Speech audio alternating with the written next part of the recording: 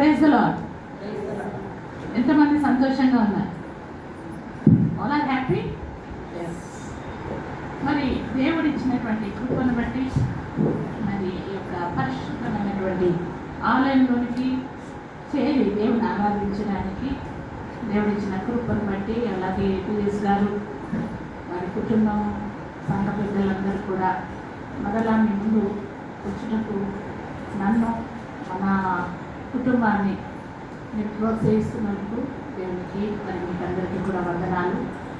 మరి నూతనంగా ఏర్పాటైనటువంటి మన నూతన బిషప్ గారికి కూడా మరి అభివందనలు చెల్లించుకుంటున్నాము. ఇంకా గొప్ప కార్యాలు మరి మెథడిస్ట్ సంఘాలలో నేను ఆల్మోస్ట్ అన్ని విలేజెస్కి, వికారాబాద్, జహీరాబాద్, చిన్న చిన్న పల్లెలకు కూడా వెళ్ళి సువార్త ప్రకటించడం అనేది జరిగింది.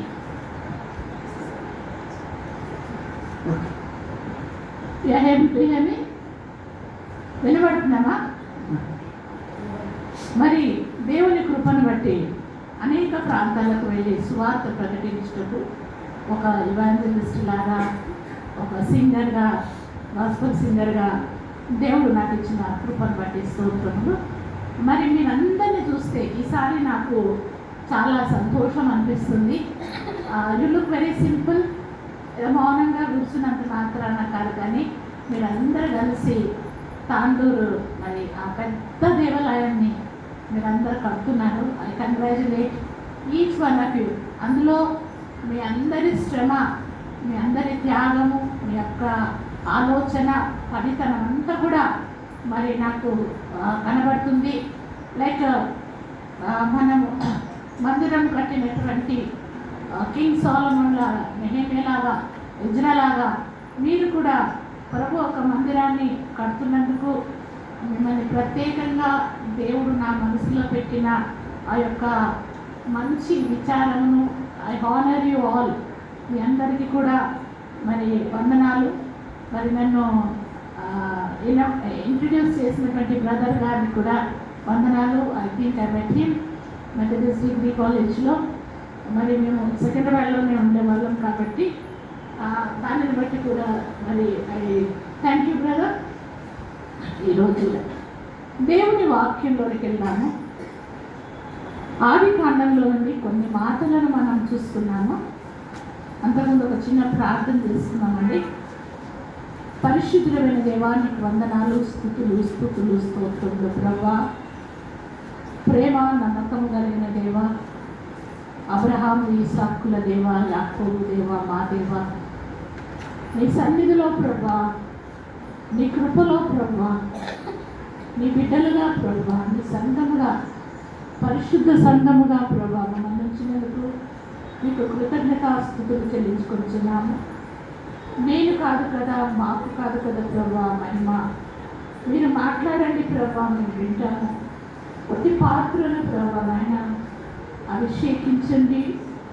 మరి ప్రభువా నాలో మీరుండి పరిశుద్ధాత్మ దేవ సంఘమునకు కావలసినటువంటి వాక్యమును మీరు మాకు అందించమని మరి మీకే సకల మహిమ ఘనత ఆరోపిస్తున్నాము.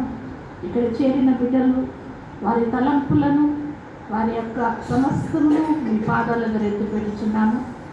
దుష్టుడు ఈ యొక్క ప్రాంతంలోనికి రాకుండా కంచె వేస్తూ వాక్యములను ఎత్తుకొని పోకుండా మా మనసులో మూడంతలుగా ఫలించే భాగ్యం మిమ్మల్ని ఒక సమయము మీకు అప్పగిస్తూ యేసునామమున నడుచున్నాం తండ్రి, ఆమేన్. దేవుని పరిశుద్ధ ఆలయంలోకి వచ్చినటువంటి ప్రతి బిడ్డకు మరి నేను కూడా చర్చ్కి వెళ్ళినప్పుడల్లా ఒక నమ్మకం పెట్టుకుంటాను. I'm going to my father's house. ఇక్కడ దేవుడు ఉన్నాడు. దేవుడు చెప్పాడు, నా మందిరంలో నేను ఉంటాను. మన మధ్య ఎక్కడ ఇద్దరు ముగ్గురు ఉంటారో వారి మధ్య దేవుడు ఉన్నాడు. కాబట్టి మన మధ్య దేవుని యొక్క ఆత్మ సంచరిస్తుంది.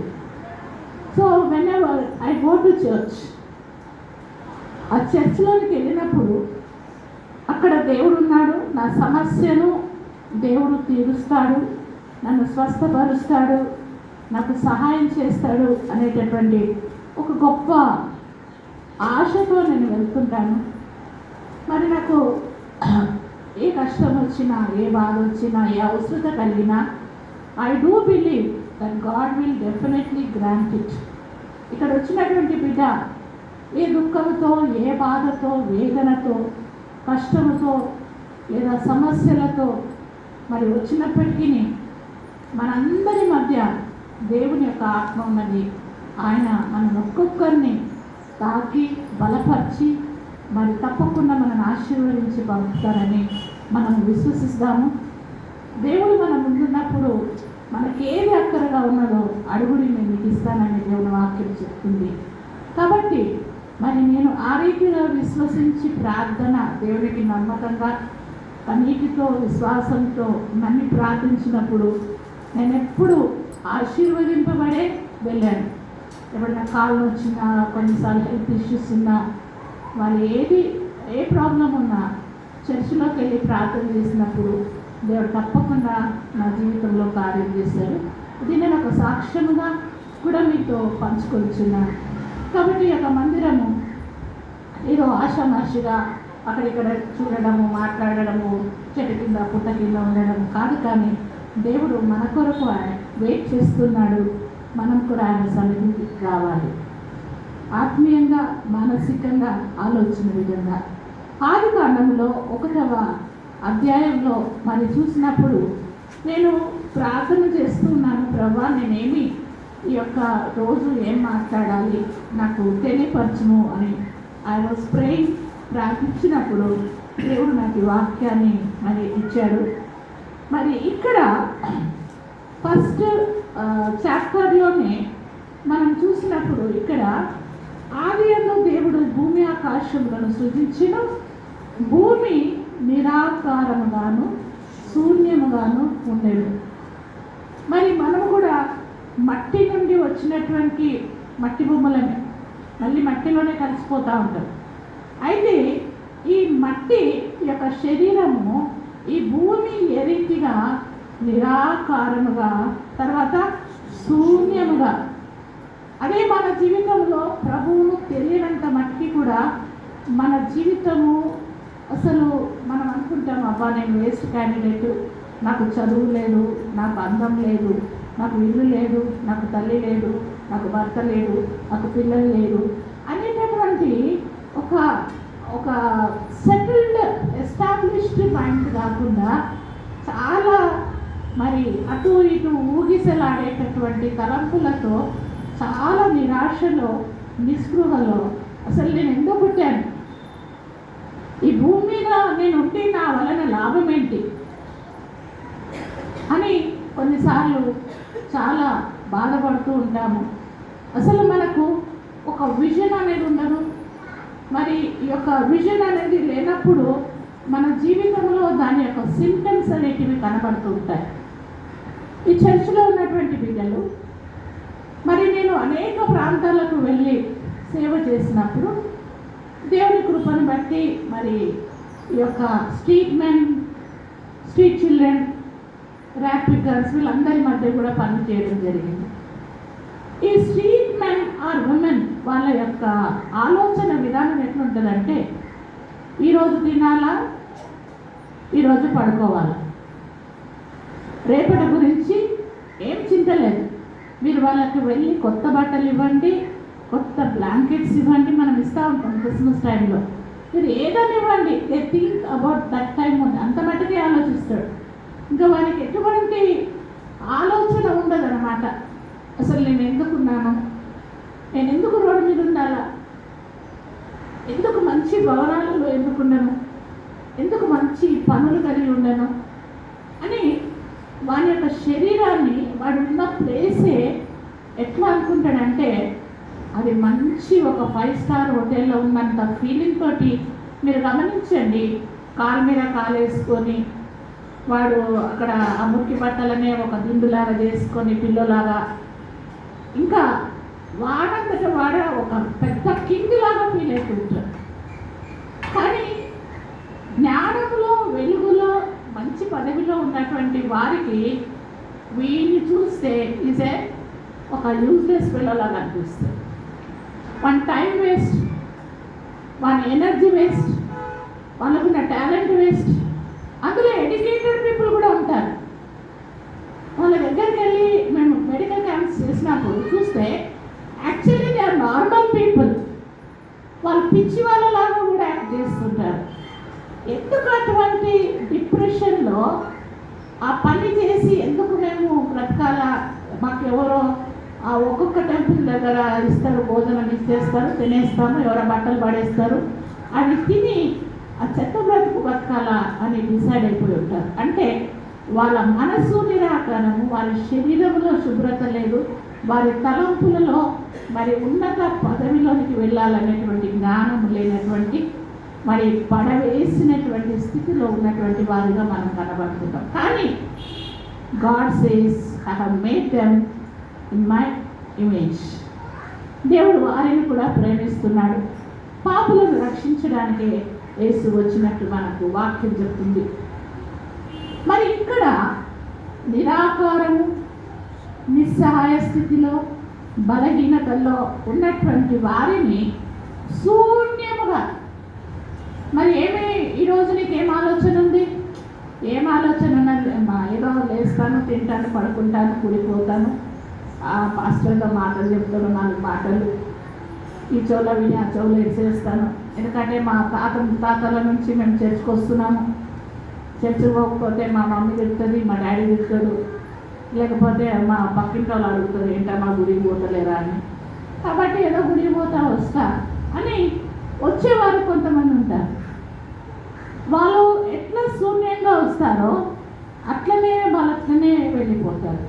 ఒక వాటర్ బాటిల్ తీసుకొని దాన్ని మూసి పెడితే మీరు చర్చిలోకి తీసుకురండి, సముద్రంలో తీసుకోవండి, బోర్వెల్ దగ్గర పెట్టండి, ట్యాంక్లో వేయండి, that is empty only until unless open the lid that cannot be filled. అట్లనే మన హృదయమును దేవుని కొరకు తెరవకపోతే మన జీవితాలు కూడా మనం ఎట్లా వచ్చామో అట్లనే వెళ్తూ ఉంటాం. కాబట్టి మన హృదయమును, మన చెవులను తెరిచి, మన కన్నులను తెరిచి మనము గ్రహించగలిగేటటువంటి హృదయం కొరకు మనం ప్రార్థించాలి. అయితే ఇక్కడ నిరాకారముగా, శూన్యముగా ఉన్నటువంటి ఆ యొక్క భూమిని దేవుడు మరి 2గా విభజించినట్టు చూస్తున్నాం. Separated it. Today's topic is separated. మరి వేరుపరచబడినట్టు మనం చూస్తున్నాం. ఇక్కడ ఈ యొక్క వేరుపరచడము ఈ ఫస్ట్ చాప్టర్లో మరి ఇక్కడ భూమిని మరి ఏం చేశాడంటే చీకటి అగాధ జలముల పైన కమ్మిండెను, దేవుని ఆత్మ జలముల పైన అల్లాడుచుండెను. దేవుడు వెలుగు కమ్మని పలకగా వెలుగు కలిగెను.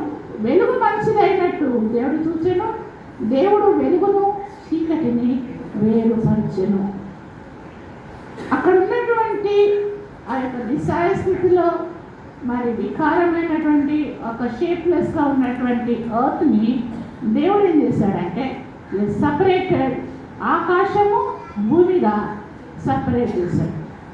అక్కడ ఆ వెలుగు కమ్మన్నప్పుడు సూర్యుని యొక్క వెలుగు అది మంచిది, దిస్ ఇస్ గుడ్. అలాగే God is separated many things over here. ఈ వాక్యంలో చూస్తే అన్నిటిని కూడా వేరుపరిచినట్టు మనం చూస్తున్నాం. ఈరోజు కోట్లాది మంది జనుల నుండి దేవుడు మనను కూడా వేరుపరిచాడు. హల్లెలూయా. మనను ఏర్పరచుకున్నాడు. హల్లెలూయా. మనను చెక్కుతున్నాడు, మనకు ఒక షేప్లోనికి తీసుకొస్తున్నాడు, మనకు ఒక మంచి స్వరూపమునిస్తున్నాడు, మనను ఒక తీర్చిదిద్ది విలువైనటువంటి పాత్రగా దేవుడు మారుస్తూ ఉన్నాడు. హల్లెలూయా. మార్చేశాడులే, అప్పుడు మార్చేశాడు, బొమ్మలాగా చేసేసాడు, నా లోపల జీవం ఉన్నది, ఇంకా నాకు ఏం నేర్చుకొని అవసరం లేదు, అట్లా కాదు. మనం చచ్చేంత వరకు కూడా దేవుడు మనల్ని సరిచేస్తూనే ఉన్నాడు. మళ్ళీ డస్ట్ కొడుతున్నాడు, మళ్ళీ పెయింట్ వేస్తున్నాడు, మళ్ళీ కొంచెము అన్నీ చెక్కేస్తున్నాడు, ఎక్స్ట్రాస్ అన్నీ కోసేస్తున్నాడు, వాటన్నిటిని. ఆ రీతిగా మనం చూసినప్పుడు దేవుడు మనల్ని సపరేట్ చేస్తూ ఉంటాడు. ఇది సపరేట్ చేయడంలో దాని యొక్క ఉద్దేశం ఏంటి అంటే, వెన్ గాడ్ విల్ సపరేట్ అంటే హి హస్ చోజన్. మీరు ఇప్పుడు ఇక్కడ ఉన్న బెంచెస్ని చేయాలన్నప్పుడు ఆ కార్పెంటర్ వెళ్ళి అక్కడ కట్టెల మండిలో వెళ్ళి అన్నీ చూస్తే ఎన్ని కట్టెలున్నా కూడా అందులో నుంచి మంచి కర్రను ఆయన చూస్ చేసుకొని ఆ కర్రను తీసుకొచ్చి బెంచ్ గానో లేకపోతే పుల్పిట్ గానో దాన్ని సపరేట్ చేస్తారు. There are so many people. వాళ్ళకంటే మనం గ్రేట్ కాదు, వాళ్ళకంటే ఇంటెలిజెంట్ కాదు, వాళ్ళకంటే ఏ విషయంలో కూడా మనం గొప్ప కాదు. కానీ కేవలము దేవుడు ఏర్పరచుకున్నందుకు దేవుడు మనకు ఒక విలువను కలుగజేస్తున్నాడు. ఆయన పాట రాశాడు కదా, విలువేలేని నా జీవితం నీ చేతిలో పడగాని. పాడతాడమ్మా దాదా? సరే, అది ఎంతో విలువైనదని నాకు తెలిపించింది. ఎంతో విలువైనది. I'm very important person, I'm intelligent person, నేను చాలా ముఖ్యమైనటువంటి వ్యక్తిని అని మనకు అవగాహన కల్పించడానికి దేవుడు మరి ఇక్కడ చాలా మందిని సపరేట్ చేసినట్టు మనం చూస్తున్నాం. అందులో సపరేట్ అయినటువంటి వారిలో మనం చూస్తే అబ్రహామును కూడా వారి జనులలో నుండి, వారి దేశంలో నుండి, ఆయన వృత్తిలో నుండి దేవుడు అక్కడి నుండి సపరేట్ చేసినట్టు మనం చూస్తున్నాం. దావీదును కూడా వారు ఏర్పరచుకున్నప్పుడు, అభిషేకించినప్పుడు వారి అన్నదమ్ముల నుండి, తండ్రి నుండి, వాళ్ళందరి నుండి వేరుపరిచి ఆయన అనేకమైనటువంటి విశ్వాస యుద్ధాలు చేసి సమస్యలను ఎదుర్కొని ఒక రాజుగా ఉండడానికి దేవుడు సపరేట్ చేసినట్టు మనం చూస్తున్నాం. అంటే ఒక సపరేట్ చేసినప్పుడు ఒక మనసులో దేవుడికి ఒక ఆలోచన ఉన్నది. ఈ బిడ్డ ద్వారా నేను ఈ పని తీసుకోబోతున్నాను, ఈ బిడ్డ ద్వారా నేను ఈ పని తీసుకోబోతున్నాను. మనం చదువుతున్న బైబిల్ యొక్క హీరోయిన్స్ని చూస్తే వారికి ఒక్కొక్కరికి ఒక ప్రణాళిక ఉంది. ఇక్కడ అన్ని వాజెస్ లేవు, ఒక మైక్ ఉంది, ఒక వాజ్ ఉంది, ఒక ఫ్యాన్ ఉన్నది. ఒక్కొక్క దాన్ని ఒక్కొక్క పాత్రగా వాడుకోవడానికి దేవుడు మనను ఏర్పరచుకున్నాడు. He has chosen us. హల్లెలూయా. చెప్పండి, God has chosen me. దేవుడు నన్ను ఏర్పరచుకున్నాడు. చెప్పండి. ఇప్పుడు ఇజ్రాయేలును చూస్తే చిన్న ప్రాంతం, చిన్న దేశం, చాలా కొద్ది మంది ఉన్నారు. కానీ దేవుడు వారికి తోడై ఉన్నాడు, వారిని ఏర్పరచుకున్నాడు, వారికి సహాయం చేస్తున్నాడు, వారికి అభివృద్ధి కలిగిస్తున్నాడు, అన్ని విధాలుగా వారికి సహాయం చేస్తున్నాడు. సో నీ జీవితంలో ఈ దినమున దేవుడు ఒక ప్రణాళిక కలిగి ఉన్నాడు. ఆ ప్రణాళిక నిన్ను కట్టుటకే కానీ నిన్ను పడగొట్టుటకు కాదు. హల్లెలూయా. చాలా మంది ఎక్కడి నుంచో వచ్చి ఎక్కడెక్కడన్నా ఉంటారు. అసలు ఎందుకున్నామో మనకు తెలియదు. ఇప్పుడు నేను సౌత్ ఇండియన్, నార్త్కి వెళ్ళిపోయాను. మా హస్బెండ్ నార్త్ ఇండియన్, మేమంతా తెలుగు వాళ్ళు. భాష వేరా, ఫుడ్ వేరా, డ్రెస్ కోడ్ వేరా, అన్ని వేరా. నన్ను తీసుకెళ్ళి అక్కడ నాటాడు దేవుడు. హల్లెలూయా. అప్పటి వరకు అర్థం కాలేదు, మన డాడీకి కూడా అర్థం కాలేదు. కానీ నాకు ఒక్కటే అర్థమైంది ఏంటంటే, నేను దేవునికి సమర్పించుకున్నాను వివాహానికి ముందే. I want to serve God. అప్పగించుకున్న తర్వాత మరి నన్ను సపరేట్ అయిపోయాను నార్త్కి. ఫస్ట్ మా మ్యారేజ్ అవుతున్న పూణే వెళ్ళిపోయాను. నాకు అసలు హిందీయే సరిగా రాదు. అక్కడ మరాఠీ, అక్కడ ఫుడ్ వేరా, అక్కడ డ్రెస్ కోడ్ వేరా. ఇవన్నీ సపరేట్గా చేసినప్పుడు దేవుడు మా అక్క చెల్లెల నుండి, మా తల్లిదండ్రుల నుండి, నేను మా ఇంట్లో పెద్ద ఇంటి నుండి, మంచి జాబ్ నుండి మంచిగా ఎస్టాబ్లిష్ అయ్యాను. ఆమె ట్రైన్ టీచర్, వాజ్ ఎస్టాబ్లిష్, మంచి జాబ్. వీటన్నిటిలో నుండి ఎందుకు నన్ను దూరం చేస్తున్నాడు అప్పుడు అర్థం కాలేదండి. కానీ ఆ దూరమైన అప్పుడు అసలు నేను అంటే, ఇప్పుడు సపోజ్ ఇంట్లో ఆడపిల్లలు కాబట్టి డాడీ అన్న అన్నలన్న తలుపులు వేసేసి లైట్స్ అన్నీ ఆఫ్ చేస్తారు. అప్పుడు సపరేట్ అయినప్పుడు ఒంటరిగా ఉండండి, అప్పుడు మీకే భయం వేస్తుంది. You will know the responsibility. అదే తలుపు తీసి పెట్టద్దు, కిటికీలు వేసేయాలి, లైట్ ఆఫ్ చేయాలా, ఇక్కడ నుంచి ఏమైనా పురుగు వస్తుంది ఇది పెట్టుకోవాలి. అలా వెన్ యూ ఆర్ సపరేటెడ్, మీకు మీ యొక్క రెస్పాన్సిబిలిటీ, మీ యొక్క ఇండివిజువాలిటీ మీలో పెరుగుతుంది. అవునా కాదా? I right? తప్పుగా మాట్లాడుతున్నానా? You want to show, God wants to use. అప్పుడు నీవు ఏంటి, నీవు ఎవరి మీద ఆధారపడి ఉండాలి, ఎవరిని అడగాలి, ఇది మనం నేర్చుకుంటాం. అప్పటి వరకు ప్రతిదానికి అమ్మ అమ్మ నాయన నాయన అంటారు, కానీ మనం దేవుని అడగం. మా పాపలకు నేను అదే నేర్పించాను. ప్రతిదానికి మమ్మీ ఫీజు కట్టాలంటే కూడా ఎవరిని అడగాల? You should ask God. బట్టలు కావాలా? Ask God, because we are depending upon God. మీరు కూడా దేవుని మీద ఆధారపడడం నేర్చుకోండి. అప్పుడు దేవుడు మిమ్మల్ని ఉన్నతమైన స్థితిలోనికి, గొప్ప స్థితిలోనికి ఆశీర్వదించే ఆశీర్వాద కారణముగా మిమ్మల్ని పెడతాడు. యోసేపు గురించి కూడా నేను ఆలోచన చేశాను. యోసేపుని వాళ్ళ డాడీ ఎంత ప్రేమించాడంటే, మంచి గౌన్, మంచి డ్రెస్ కోడ్, కలర్ని ఆయన కుట్టి వాళ్ళ బ్రదర్స్ అందరినీ కూడా అడవిలోకి పంపాడు. కానీ యోసేపును మాత్రము చెట్టు కింద మంచి కూర్చోబెట్టుకున్నాడు. చల్లగా మంచిగా వెన్న ముద్దలు తినిపించుకుంటా, చక్కగా ఆడుకుంటూ హ్యాపీగా ఉన్నాడు వాళ్ళ డాడీ దగ్గర. యాకోబు కూడా వాళ్ళ మమ్మీ దగ్గర చాలా లాడు చేసుకుని అక్కడే ఉన్నాడు. కానీ దేవుడు యోసేపును ఏర్పరచుకున్నాడు. యోసేపు పట్ల ఒక ప్రణాళిక కలిగి ఉన్నాడు. భూమి పునాదులు వేయకముందే దేవుడు నిన్ను ఏర్పరచుకున్నాడు. God has not created you ఇంట్లో కూర్చొని కంఫర్ట్ జోన్లో ఉండడానికి, ఒకటే జాగలో ఉండడానికి దేవుడు మనం ఏర్పరచుకోలేదు. యోసేపును ఈవెన్ అబ్రహాముకు పిల్లలు లేనప్పుడే దేవుడు చెప్పాడు. ఆదికాండము 17వ అధ్యాయంలో చూస్తే, నీ పిల్లలు 400 సంవత్సరాలు స్లేవరీలో ఉంటారని చెప్పాడు. అప్పటికి అబ్రహాంకు ఒక కొడుకు కూడా లేడు. తర్వాత చదువుకోవచ్చు. So God separate us for a purpose. ఎప్పుడైతే యోసేపు సపరేట్గా అయిపోయాడో వాళ్ళ అన్నలు కూడా ఆయనను దూరం చేశారు. అప్పుడు యోసేపు కనిపించింది వచ్చి, మా అన్న వాళ్ళు ఎంత చెడ్డోళ్ళు, మా అక్కలు ఎంత చెడ్డోళ్ళు, మా అత్త ఎంత చెడ్డది, మా అమ్మ ఎంత చెడ్డది, పెళ్లి చేసి ఇచ్చింది నాకు అని ఏమో మా గుర్తుకుండొచ్చు. కానీ God has a plan for you.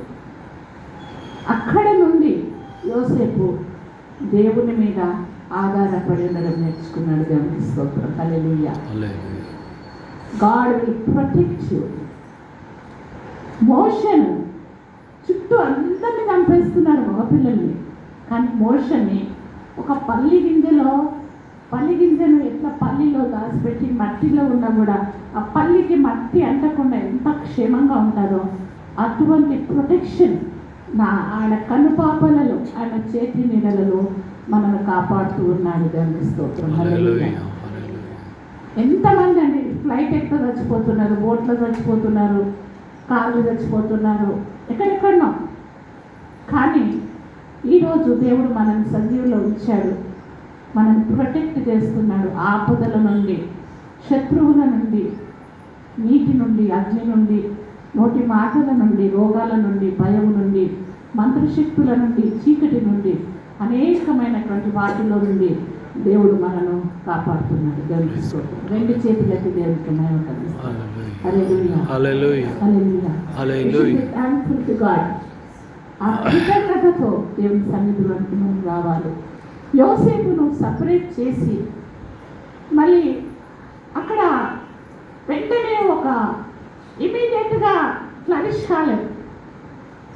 యాకోబు తండ్రి దగ్గర బ్లెస్సింగ్ అయితే తీసుకున్నాడు, కానీ వాళ్ళ డాడీ అక్కడ పోరా, నువ్వు అక్కడ పోతే మీ అత్త దగ్గర, మీ మేనత్త దగ్గర నీకు మంచి ఇల్లు ఇస్తాడు, ఏసీ రూమ్ ఇస్తాడు, మంచి గుర్రం ఇస్తాడు, లేకపోతే ఇదిగో ఇంకొక చెక్ ఇస్తున్నా 10 crores take this and go.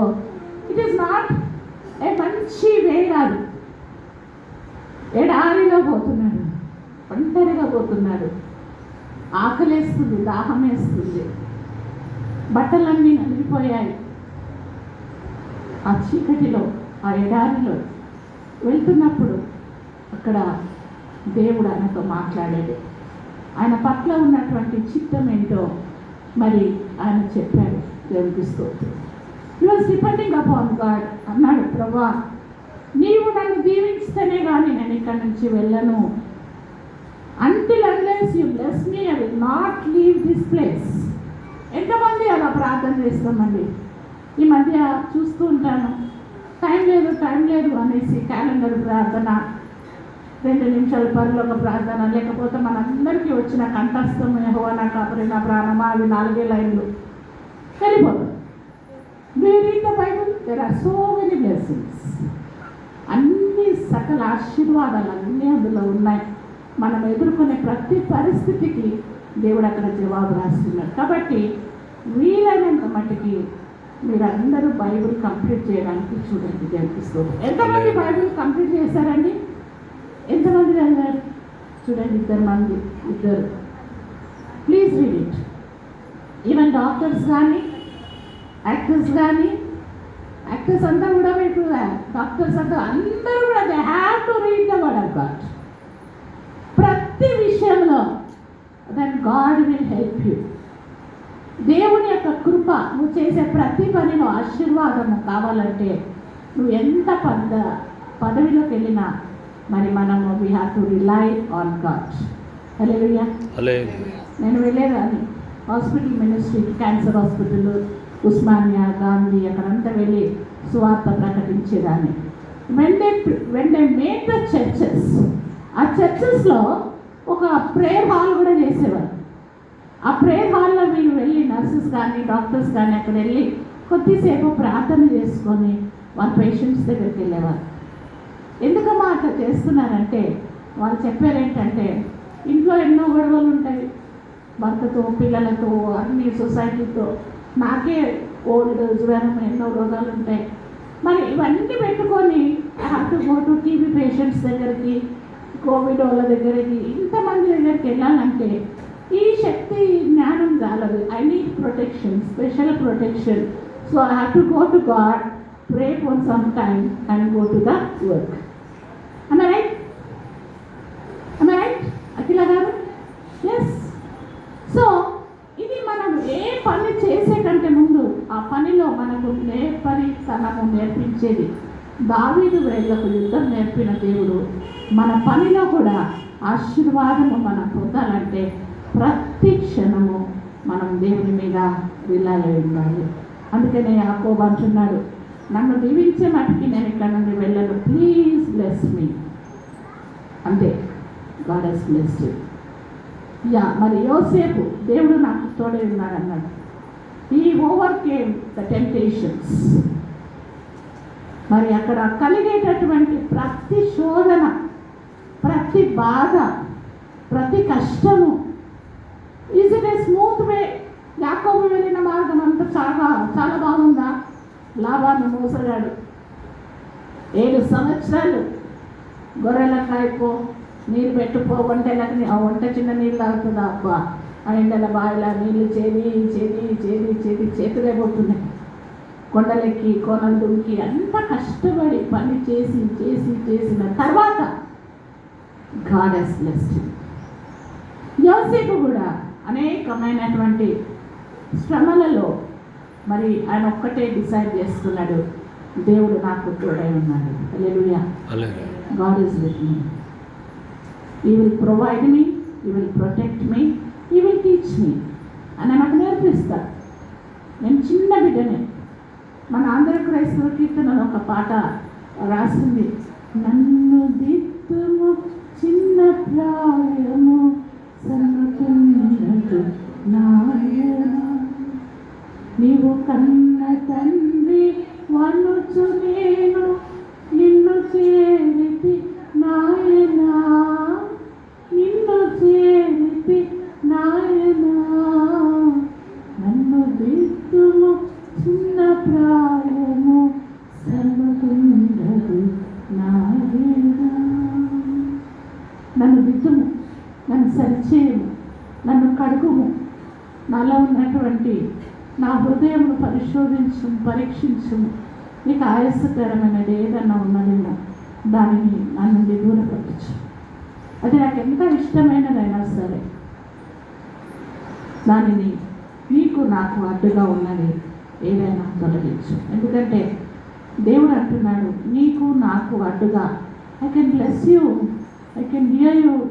నీ ప్రార్థన నేను వినగలను, నేను నీకు ఉత్తరం ఇవ్వగలను, నా చెయ్యి కుర్చ కాలేదు ఇర్మియాలో అంటున్నాడు. కానీ నీ పాపములు నాకు నీకు అడ్డుగా వస్తున్నాయి కాబట్టి నేను నిన్ను I not able to bless you. మనకు ఆయనకు అడ్డుగా వచ్చేటటువంటి పాపముల నుండి దేవుడు మనల్ని సపరేట్ చేస్తాడు. గాడ్ విల్ సపరేట్ యూ నీ యొక్క దేశము నుండి, నీ యొక్క ప్రజల నుండి, నీ యొక్క తల్లిదండ్రుల నుండి, నీ యొక్క బంధువుల నుండి. నీవు దేని మీద ఎక్కువగా ఆధారపడి ఉన్నావో దాని నుండి కూడా దేవుడు మరి మనకు సపరేట్ చేయవచ్చు. దేవుడు ఎందుకు సపరేట్ చేయాలి? ఎందుకంటే నిన్ను బలమైనటువంటి ఒక ఆశీర్వాదకరంగా దేవుడు నిన్ను బ్లెస్ చేయడానికి God is separating. Hallelujah. God wants to bless you. నీ టాలెంట్ ఏంటి? నువ్వు సింగరా, నువ్వు ప్రీచరా, నువ్వు బిషపా, నువ్వు డాక్టరా, నువ్వు లేకపోతే మంచి సైంటిస్టా, ఏంటి? I want to show you separately, want to lift you up. So God is separating us. దేవుడు నిన్ను కడుగుతాడు, నేర్పిస్తాడు. కడిగినప్పుడు చాలా కష్టం అనిపిస్తుంది కదా. ఇంతకుముందు బిందెలు ఉంటాయి కదా, రాగి బిందెలు, అవన్నీ బాగా దానికి చింతపండు, ఇసుక, మట్టి అంతా వేసి గట్టిగా దొంగతారు. ఎందుకమ్మా ఇంత దొంగతున్నారంటే మంచిగా మెరవాలని. అట్లాగే దేవుడు అగ్ని అనే కొలమిలో దేవుడు మనల్ని పరీక్షిస్తాడు. శోధనలు వస్తాయి, రోగాలు వస్తాయి, ఫైనాన్షియల్ ప్రాబ్లమ్స్ వస్తాయి, కుటుంబంలో సమస్యలు వస్తాయి, మరణాలు వస్తాయి. మరి అనేకమైనటువంటి సమస్యలు కలిగినప్పటికీ భయపడద్దు. దేవుడు నేను హెచ్చించనై ఉన్నాడు, నేను ఆశీర్వదించాలని కోరుతున్నాను. అదే యోసేపు శ్రమ నొందిన తర్వాత హెస్ బికమ్ గవర్నర్. ఈజిప్ట్కి ఆయన ఒక పెద్ద రాజుకు రైట్ హ్యాండెడ్ అయిపోయాడు. హల్లెలూయా. ఇక్కడ చూడండి, యోసేపుకు దేవుడు తోడై ఉన్నాడు, విజన్స్ చూపిస్తున్నాడు. ఇక్కడ కుటుంబానికి దూరంగా ఉన్నాడు, అక్కడ ఆయనకు ఒక కుటుంబం ఇచ్చాడు. అక్కడ ఆ బయటికి వచ్చిన తర్వాత అనేకమైనటువంటి వారికి ఆశీర్వాదకరంగా దేవుడు ఆయనకు దర్శించాడు. అక్కడ ఆ దర్శనాల ద్వారా మాట్లాడాడు. కరువు దినములో, కష్టకాలంలో ఏ రీతిగా నేను దాచుకోవాలని నేర్పించాడు. మరి ఆ యొక్క కళ ద్వారా ఆయన ఎంతో ధాన్యమును మరి రెడీ చేసుకున్నాడు. అంటే సేవింగ్. అదే మనమైతే మన సమయాన్ని వ్యర్థపరుచుకుంటాం, మన టాలెంట్ని వ్యర్థపరుచుకుంటాం, మన బలాన్ని వ్యర్థపరుచుకుంటాం, మన జ్ఞానాన్ని వ్యర్థపరుచుకుంటాం. మనకిచ్చినటువంటి అన్ని ఆశీర్వాదాలన్నీ కూడా మూట కట్టి పక్కన పడేసి ఎదుటోని మీద ఏడుస్తూ ఉంటాం. హల్లెలూయా. అవునా కదా? ఆమెనే పాడుతుందా, నేను వాడలేనా? అది పాడు. ఆమెనే వండుతారా, నేను వండలేనా? వండు. ఆమెనే పొద్దున్న లేస్తుందా, నేను లేవా? అది లేవు. మా ఎవరు వద్దన్నారు? లేవు. లేక నడుము కట్టుకో, నిలబడు అని దేవుడు ఎందుకు చెప్తున్నాడు? నడుము కట్టుకో. Instead of crime on others, జల్లెస్గా మాట్లాడడము, ఏడవడము, వాళ్ళని ఎక్కిటోళ్ళని కూడా క్రాబ్లాగా కిందికి దించడము, అలా కాకుండా నీలో ఉన్నటువంటి తలాంతులను, విశ్వాసాన్ని మరి కాపాడుకొని పరిశుద్ధమైన జీవితాన్ని మనం జీవించినప్పుడు దేవుడు నిన్ను నన్ను ఒక ఆశీర్వాదకరంగా వాడుకుంటాడు. God will bless you. హల్లెలూయా. దేవుడిని ఆశీర్వదిస్తారు. ఎంతమంది నమ్ముతారు? God will bless you. దేవుడు నిన్ను ఆశీర్వదించడానికే నేను ఏర్పరచుకున్నాను. హల్లెలూయా.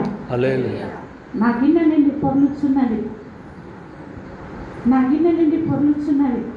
నా ధాన్యము నేను తినడమే కాకుండా నా కుటుంబస్తులకు, నా దేశానికి, నా అన్నదమ్ములకు, నా ప్రజలందరికీ కూడా నేను ఆశీర్వాదకరంగా ఉండడానికి యోసేపును ఏర్పరచుకున్న దేవుడు. ఈ దినమున అదే రీతిగా ఎస్తేర్ను ఏర్పరచుకున్న దేవుడు, ఒక అనాథని ఏర్పరచుకున్న దేవుడు నీ విషయంలో కూడా ఒక ప్రణాళిక కలిగి ఉన్నాయి. నమ్ముతారమ్మా? నమ్మువారికి సమస్తము ఎంతమంది నమ్ముతారు? వాళ్ళేదో చెప్తారు పోతారు కదా, మనం ఏదో నమ్ముతాం. మన పరిస్థితి అబ్బా ఎంత పెద్దది మీకు తెలుసు కదా, పెద్ద కొండ అనేది చెప్పిపోయింది అని అనుకుంటారు. కీర్తనలు 97 97:3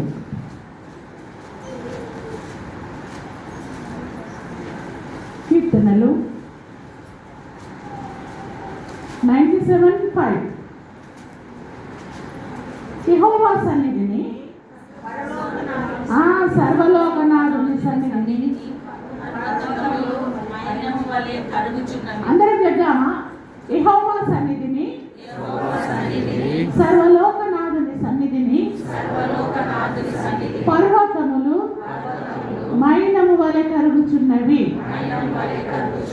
దేవుని సన్నిధిలోనికి, మన సర్వలోకనాథుని సన్నిధిలోనికి మనకు భయపెట్టేటటువంటి ఎంత పెద్ద పర్వతమైనా సరే, ఎంత పెద్ద రోగమైన, దయ్యమైన, భూతమైన, అప్పైన, నిరుద్యోగమైన, నిస్సాయ స్థితి అయినా, ఏ పరిస్థితి అయినా, when you bring it into the presence of God, దేవుని సన్నిధిలో పెట్టినప్పుడు అది ఎట్లా కరిగిపోతుందంట?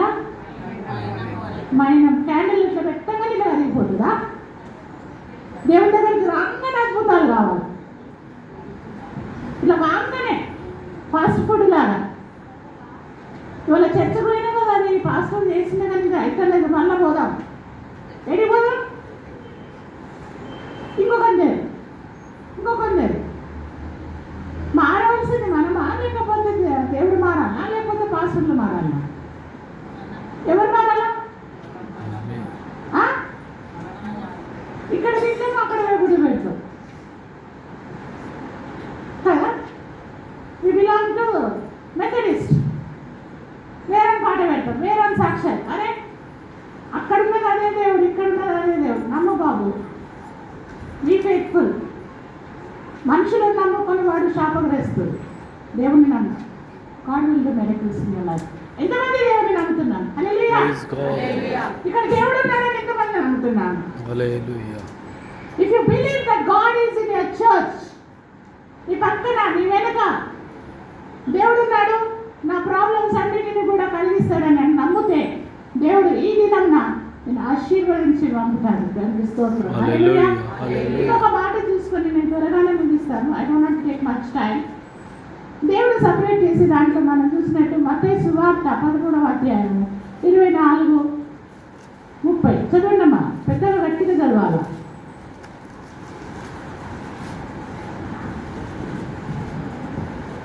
ఆయన మరి యొక్క ఉపమానము చెప్పెను.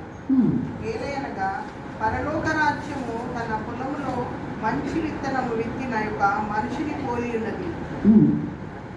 మనుషులు నిద్రించుచుండగా అతని శత్రువు వచ్చి గోధుమల మధ్యను గురుగులు విత్తిపోయేను. మొలకలు పెరిగి గింజ పట్టినప్పుడు గురుగులు కూడా అగుపడెను.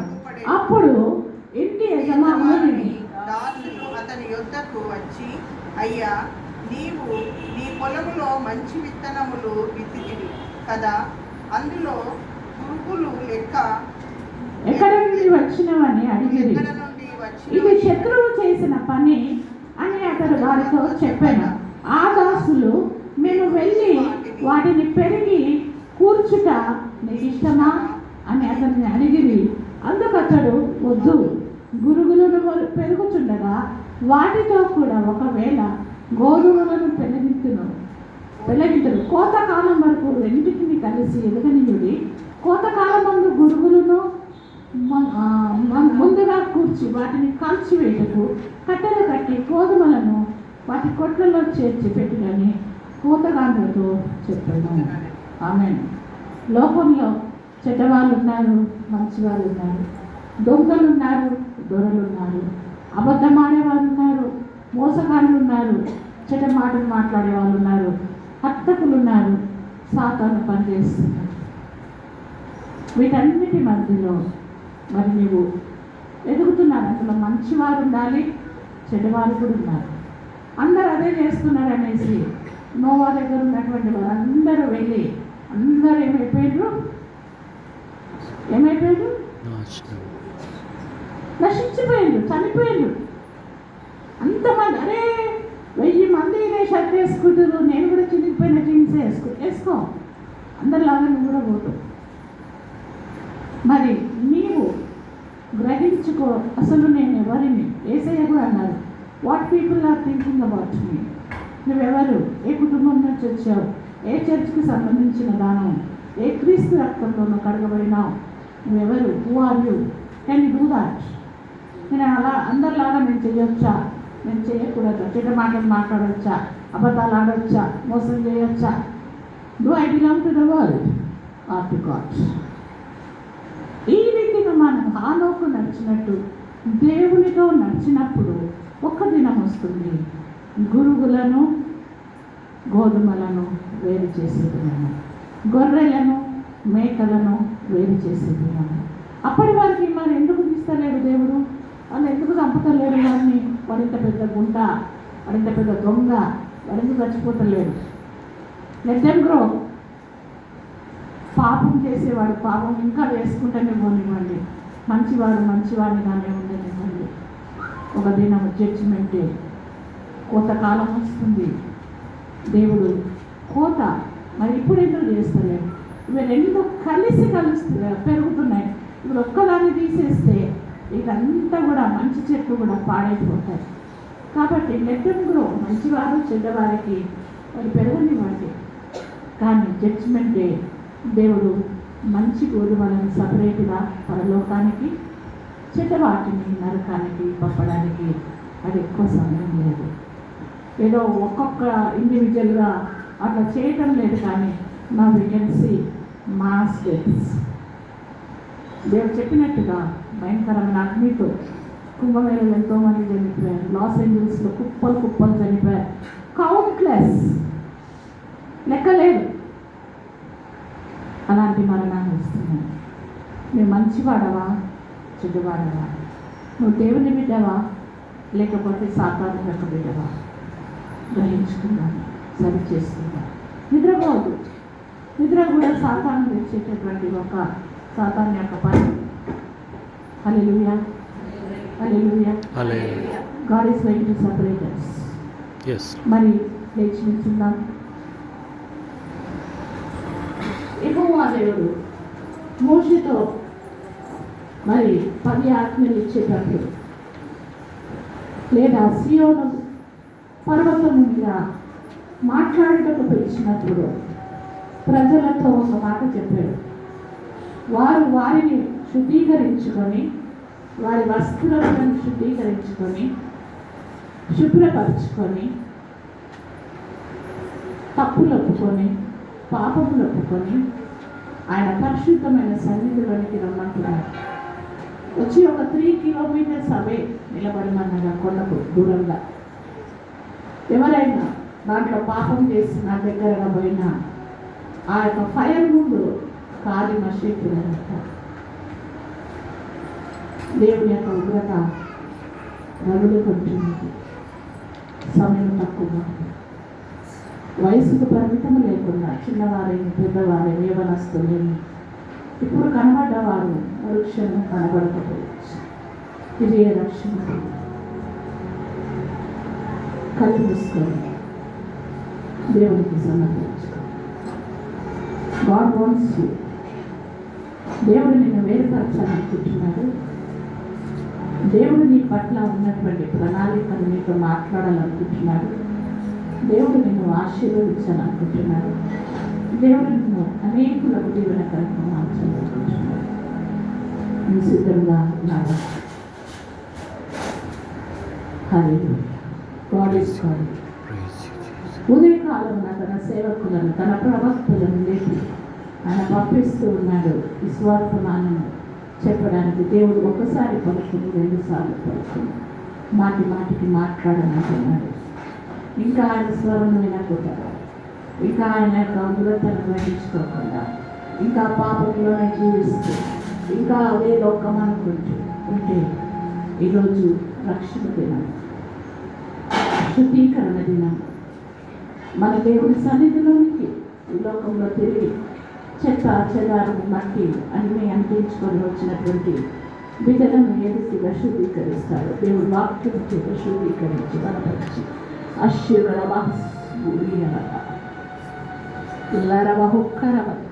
ఎవరైతే విశ్వసిస్తారో వారికి మాత్రమే వారి జీవితం మారుతుంది. నీవు ఈ చెవులో విని ఆ చెవులో విడిచిపెట్టే నీ జీవితం నువ్వు ఎలా వచ్చావో అలాగే గాడ్ కెన్ డూ ఎవ్రీథింగ్.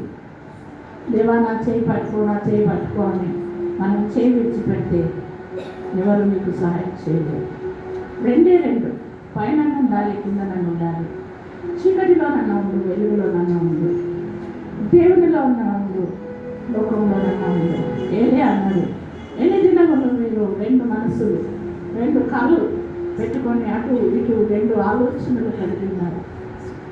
దేవుని సమయం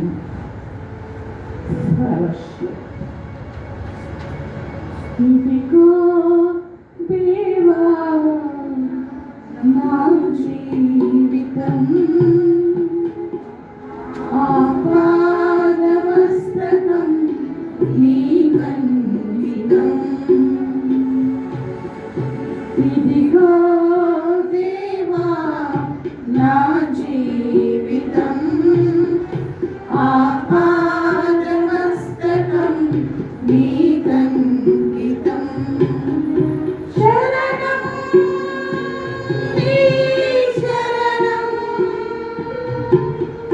శరణం నీ శరణం, శరణం నీ శరణం, శరణం నీ శరణం. ఇదిగో దేవా నా జీవితం ఆపాదమస్తకం నీ కందితం. పాలుపాలువై తొలగినాను పరలోక దర్శనము నుండి.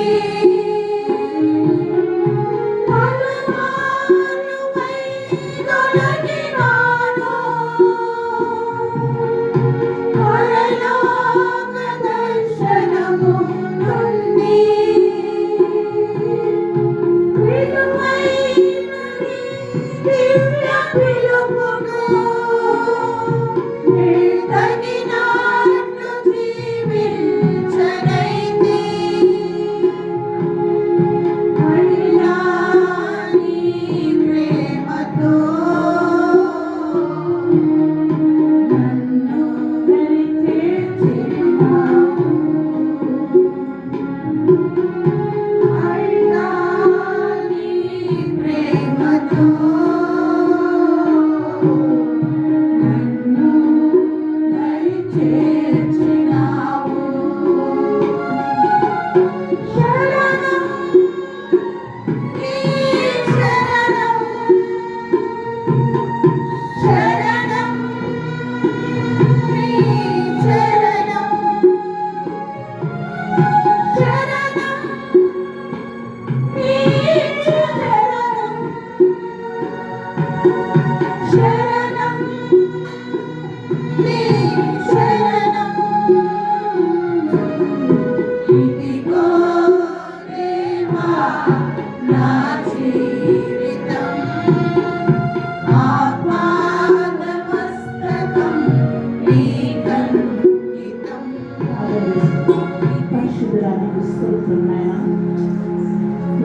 దాసురాలిగా ఈ లోకంలోకి ప్రభా అనేక విషయాలను నన్ను వేరుపరుస్తూ ఇదిగో నీ సువార్త మాటని సేకరించుకుంటూ నీ బిడ్డలను ప్రేమిస్తున్నావు, స్వీకరిస్తున్నావు, వారిని ఆశీర్వదించాలనుకుంటున్నావు. ప్రభా ఈ వాక్యమును నేను నాతో మాట్లాడింది ప్రభు వీరిని ఆశీర్వదించండి. ఎవరైనా అనారోగ్యంగా ఉండాలి స్వస్థపరచండి, ఆర్థిక ఇబ్బందులు ఉంటే తీర్చండి, కుటుంబాల సమస్యలు ఉంటే తీర్చండి, వారి జీవితంలో ఎస్టాబ్లిష్ కాకుంటే వారిని ఎస్టాబ్లిష్ చేయండి. పరిశుద్ధ ఆలయము మీ యొక్క దాస్తుని ఆయన కుటుంబంలో ఉన్న బిడ్డలను సగ బిడ్డలను నడిపిస్తున్నటువంటి మీ కుమారుని ఆయన కుటుంబాన్ని చేరిన ప్రతి బిడ్డను మీ పరిశుద్ధమైన ఆస్తులు సంపాదించుకుంటూ యేసు పరిశుద్ధ నామమున అడిగి వేడుకొచ్చున్నాను.